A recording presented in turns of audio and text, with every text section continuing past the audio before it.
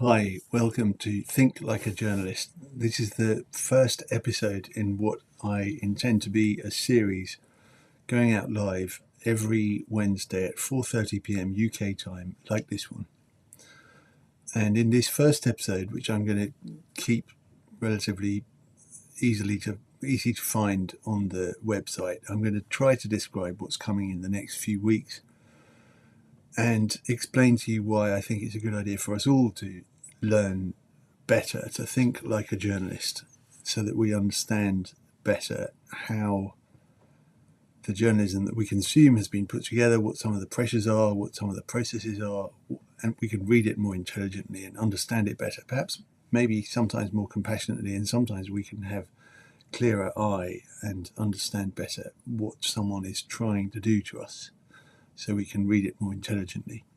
But also, I strongly believe that if we think more like a journalist, we can write better ourselves and speak better. Obviously, lots of journalists are print journalists and type and put words on a page or a web page, but other people use podcasts, broadcasting, TV, video. And it's a commonplace.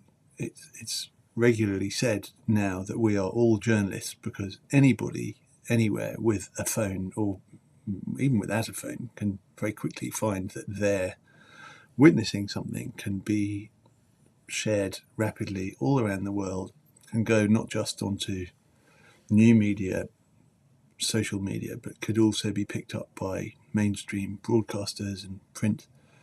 So you wake up the morning after you were just very unjournalisty, and you suddenly find that you are the most widely published journalist of the day. That's all possible now, and that's in many ways a wonderful possibility, but it brings with it the opportunity and perhaps the responsibility to learn how to think like a journalist, to make the best of that opportunity. And at the same time, I want in this series to discuss the ways in which exactly that thing, that rather positive, exciting new opportunity, has had a terrible effect on conventional journalism as we know it. It's pulled away the money, the income stream, so journalism is often done with a lot of corners being cut, and that is not a good thing, and that reduces sometimes the quality of the journalism. So in this series, I hope that you'll understand why it's great to have so-called mainstream journalism. I don't like that term because it's usually used these days as a criticism, as a negative term, but I think we all understand what I mean. I'm talking about things like long-standing national newspapers and magazines and broadcasters, international and local. And those things have a place, but they need to be paid for, and it's a good thing to understand how they are paid for. What is their income stream? What incentivizes them to write or not write certain things?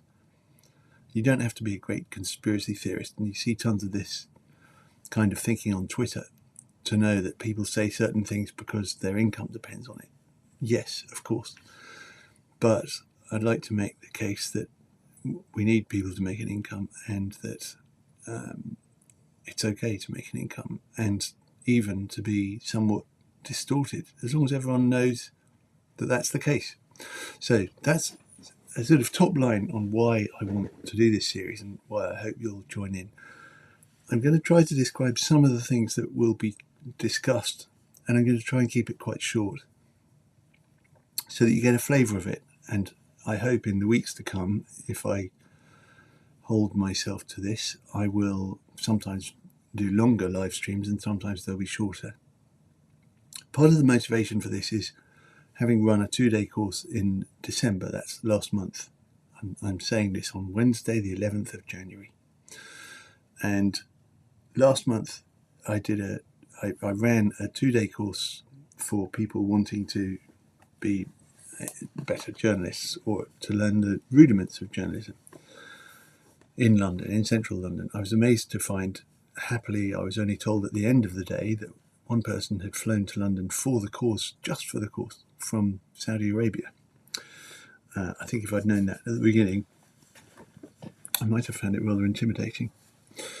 And I told them, as I'll tell you now, and I probably will mention it again in case people come to watch other videos and want to know who I am. My name's John-Paul Flintoff. That's what it says on this video. And I was, for a number of years, a writer and an editor on the Financial Times magazine, and then on the Sunday Times magazine and the Sunday Times newspaper. And I'm talking about the Sunday Times of London. You can probably tell from my accent that I probably wasn't talking about the New York Times. I've also written for a lot of other organisations, but I don't want to go on about that. I'm just saying I have done those things, so I have really thought about it. I've had a lot of experiences that are extremely useful when it comes to telling other people about how journalism works and how you might either fall into rather uncomfortable situations or avoid them. So one way that I can talk about what's coming up is to describe a talk that I did for schools about a year ago, and I prepared these pictures at the time. I was asked to talk to 400 young people who I couldn't actually see online, rather like I can't see you now online. I'm talking into the void. So what I'm going to do right this second is I'm going to put a little comment in the chat saying, hello, I'm John-Paul, and I'm keen to know who you are and what is your interest in journalism. Okay, so I've put that into the chat. And if you're watching this either live or watching on a replay later, it'd be great if you just said hello, because the purpose of this is to be of some use. I want this to be something like a practical course for you, and I can only really be of any use if you tell me what you're hoping to get out of it. I do have a plan, I have some material, but it would be great to know what you're thinking. Okay, so I showed these pictures to the school children, the 400 young people I couldn't see, and I started explaining something about each of them. So the first picture shows 4 of my books, 4 copies of the same book. It's called How to Change the World. That's the English version. And the reason I mention this book is because in How to Change the World, one of the most important points that I make is to say that we all have the opportunity to tell the world something about either what is wrong with it and needs fixing, or something wonderful that's brilliant that people might not know about. So we always have that opportunity, and that's one of the key ways to change the world. And so we have the capacity to do that as individuals, whether or not we are employed journalists. So it's really important to think of ourselves as, at some level, we're all journalists. And I invite you to think, like, in what way are you a journalist? Now the next picture, which I think you can probably see my mouse hovering over, is a picture of 25 individuals. I'm not going to click on it right now, but those are people who work in journalism in various different ways. And they're mini portraits that I sketched when I was putting together a book proposal. And as it says further down the page, I believe that journalism isn't all about being, for example, Piers Morgan or Christopher Hitchens, 2 quite well-known names in British journalism in recent years, who have an established platform and have tons of confidence. I would argue that journalism begins when someone somewhere writes in a journal. Yeah, a journal, a private journal. Anne Frank, who's in this picture, that's her there. Anne Frank wrote her diary, and she didn't intend to have an audience or readers, but actually it turned out that her book would be far more influential than the work of many people writing sort of professional journalism at the time. So I think that if we write anything at all, that's a start. If we don't write anything, we're not journalists, and if we don't put anything out. The next picture shows Robbie Williams backstage. This is one of the things that I did in journalism that I most tend to tell when I'm talking to people who are still at school about the excitement of journalism. I was smuggled backstage by the Sunday Times as part of my reporting assignment at a huge global concert called Live 8 a number of years ago now, and I was hanging around backstage with a huge number of incredibly well-known people, perhaps not so well-known now, even after a few years. Has everyone heard of U2, Paul McCartney, REM, Madonna, Coldplay, Elton John, Snoop Dogg, the head of the United Nations, Bill Gates, who was then the world's richest man? It was quite bonkers, and it was definitely the story that I tend to share when people want to know about the so-called glamorous side of journalism. And I'll probably talk about something like that and the challenges of writing undercover while surrounded by those people. The next picture shows some magazine stories from the FT, which were... The one on the left took me about 6 months to do the research, so that's quite an interesting thing to talk about, how you do a story over 6 months. The one on the right, I was cleaning the windows on the tallest building in the UK. That has its own complications. You have to get lots of insurance and permissions, and you have to think, well, why would you even do that in the first place? Over here is a story that I wanted desperately to write as a comic strip, and someone persuaded me that that was possible, and I did, in collaboration with an artist. Here's a picture of Boris Johnson, who I wrote about for the Sunday Times magazine when he was running for London Mayor, and I encouraged people not to vote for him. This is a politician to whom I felt it necessary to apologise, because I wrote something 15 years earlier that I felt quite ashamed of. And I did phone David Blunkett, and I may tell you at some point what happened when I phoned. And over here is an example of my own illustrated reportage where I went to see someone doing something remarkable. He was on the 22nd day of his hunger strike, and I drew it and I shared it, and the pictures ended up being shared with about 60 members of Parliament, and it was a really big story. I'm not claiming that what I did was necessarily particularly important or anything. In fact, I'd quite say the opposite. I turned up just as an ordinary bloke, uncredentialed, with no, I wasn't sent by anyone to do it. I was just absolutely a member of the public. Anyone could do it. If you have a sketchbook, you go and witness this thing and you share it, as I did, by email. In the first instance, I sent it to people by email, and it sort of took off from there. So I hope that by telling some of these stories in more detail in the next few episodes of this thing, you might pick up something useful and perhaps even also entertaining. So now I did put I'm not going to go on and on about this, but if you're watching this either now or later, please do leave a comment, because I would like to know who you are and what your interest in journalism is. Now, as well as this sort of top level view of what is journalism, how it can change the world, some of the ways in which it's been practiced, one of the things that I taught on this 2-day course in December were sort of real practical skills, just very straightforward practical skills of writing. And one that I never grow tired of doing is rewriting.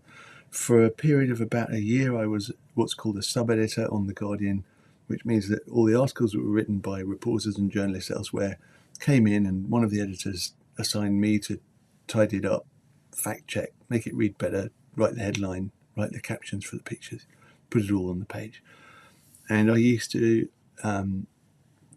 grumble a bit, if I'm perfectly honest, but I did also really love the discipline of rewriting. So one of the things that we did on this course in December was to take some not great opening sentences in news stories and rewrite them so that they were more interesting. Because one of the things that you learn very quickly as a journalist is you will lose people's interest unless you get on with something that's of value to them. You're not going to keep everyone's interest all the time. For example, if someone's been watching this video and they're not really interested in journalism, I'm going to have lost them a while ago. But if you are interested in journalism, learning how to rewrite is a fantastic skill. We also, because there were a number of people who wanted to learn how to do this, we looked at what is a press release. How would you write a press release? How do you grab the attention of a journalist so that they do something as journalists with the thing that you want them to write about or broadcast about. I shared a number of things from rhetoric, rhetorical figures that make your writing sort of stand out. People wanted to know how not to sound stupid as an interviewer, and I get that. I can see why that might be a worry, and in the next few weeks I hope I'll come back to that. The thing that I really found myself doing a lot in December was encouraging people to make their stories more human. Lose the abstract, put human beings in it again and again and again and again and again. I also talked about what I call the 5 W's and 1 H. These are the key to making your writing very specific and very, therefore, very much more arresting than if it's very vague and general. So the 5 W's and the 1 H are what, why, when, where, who, and how. If you ask yourself those questions, you will pretty quickly get to the heart of what really matters. Now I'm going to go back briefly to this picture of all those journalists that I sketched for the book proposal, which this series of live streams may feed into. I still want to write that book about journalism and thinking like a journalist. But just a moment before I go into that, I should say this is the first episode, in case I haven't made that clear enough. This is the first episode of the series. I'm going to leave this one publicly available so that people can find it. But subsequent episodes of this series are after they've gone out live to anybody, so anyone can watch any of them. But after they've gone out live, I'm going to make them available only to patrons of my patron scheme, which is called Adequate Projects. And I'm just going to put the web page for Adequate Projects in the chat here, I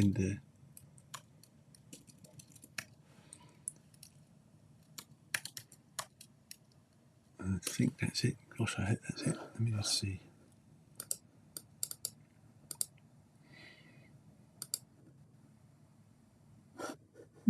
Gosh, I didn't know I could do that. Amazing. Well, let me just see if that page works.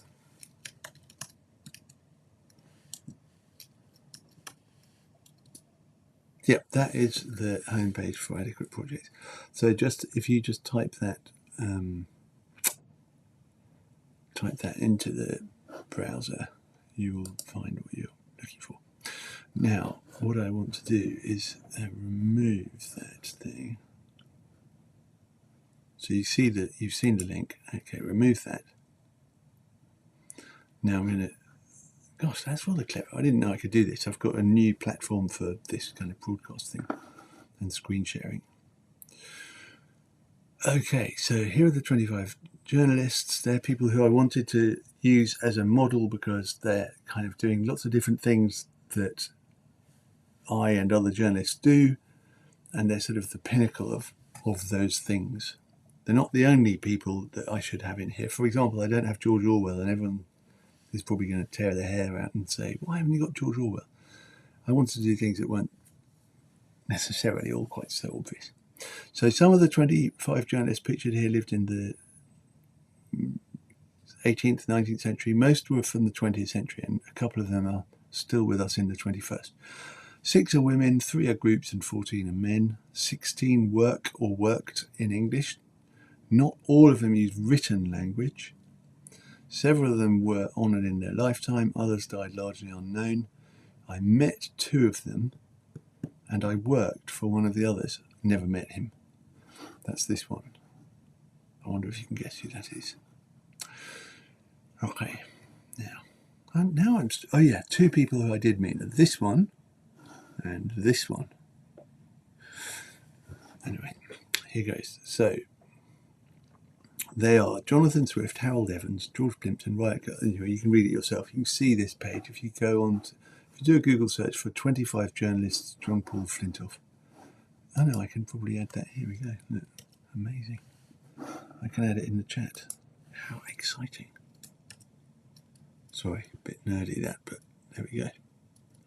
So if I add that to the chat and then add it to the broadcast, that's the web page. This is so cool, being able to post web links in there. Hang on. Okay, it doesn't need to be quite so prominent, does it? Let's put it there for the moment. Right. Oh, loving that.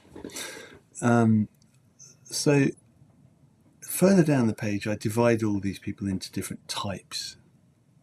So what you have here are proprietors, of whom Rupert Murdoch, that's who I worked for at one stage when I was on the Sunday Times. Rupert Murdoch was a publisher, a proprietor. So was Richard Steele, who's further up the page. Campaigners and risk takers included Jonathan Swift, better known for writing Gulliver's Travels, but he wrote some pamphlets that would have got him into terrible trouble. Also Daniel Defoe and the White Rose Group, which is these three pictured, and they operated in Germany during the Nazi period. Then there are reporters. Many of them are reporters. George Plimpton, this man, Henry Mayhew, and so on. I won't go into all of them. The Diarists include Anne Frank, Harvey Picard. I would also add Samuel Pepys. Again, he didn't write a diary for anyone else. Then there are people who used performance instead of what anyone would conventionally call journalism. So Wole Soyinka wrote plays to transmit some of the ideas that journalists put across, because in some societies it's too dangerous to do what could be called journalism, so you do something as a workaround. So writing a play might be a workaround. Augusto Boal, who is here somewhere, where is he? There, this one.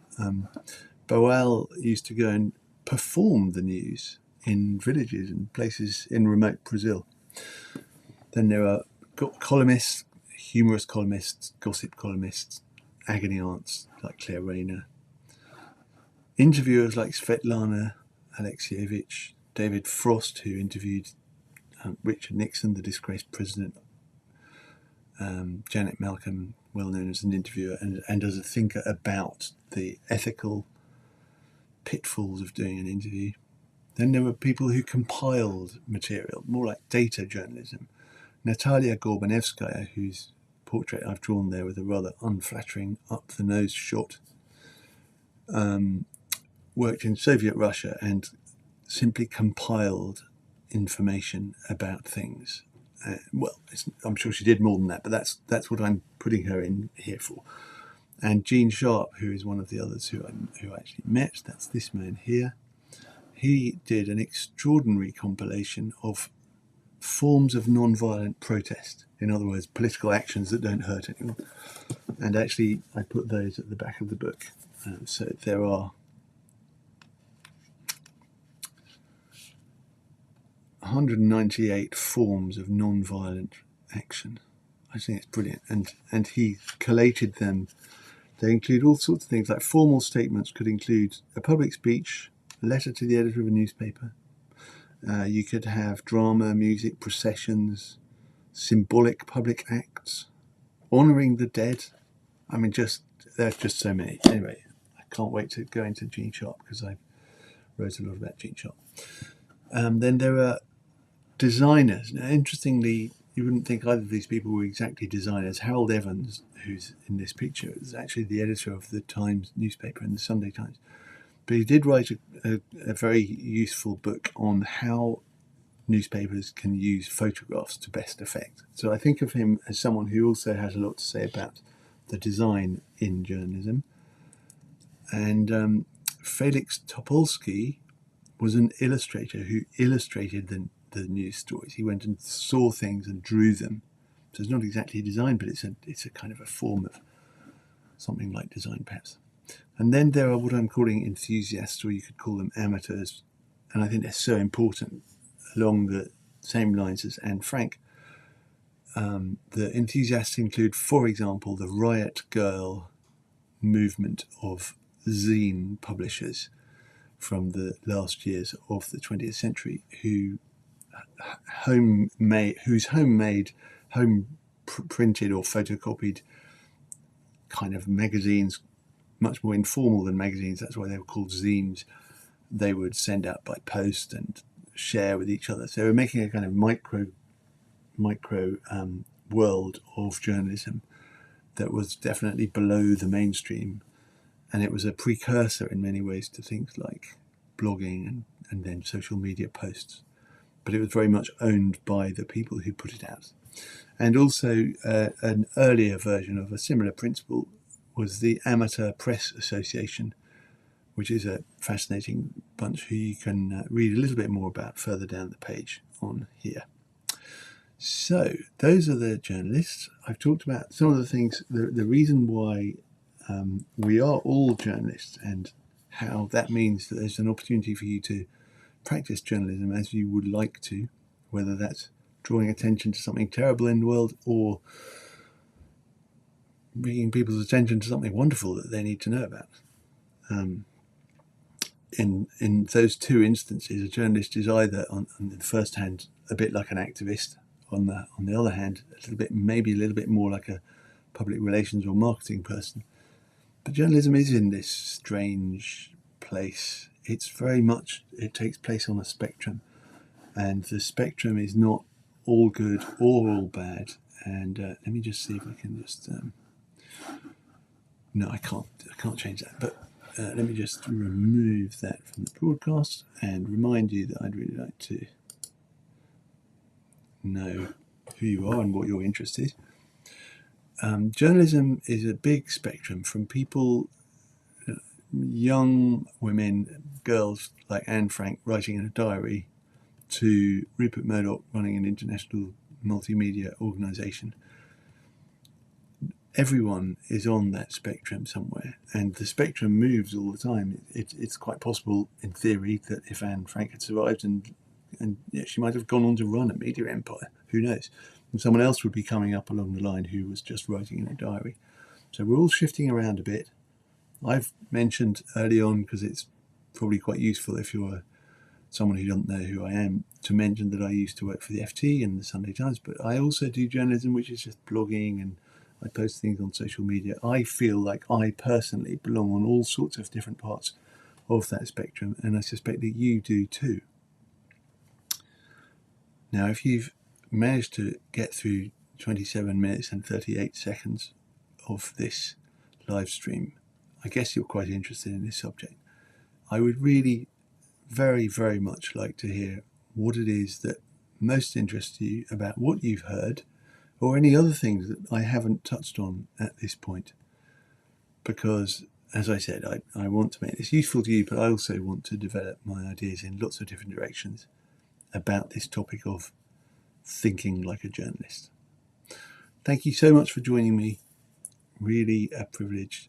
Your time is very valuable and precious, and I hope that this has been useful. If you don't have any particular requests for what you'd like to get next, just leave a comment anyway. Just say hi, say where you're based, tell me what you got out of watching this. Thank you. Bye.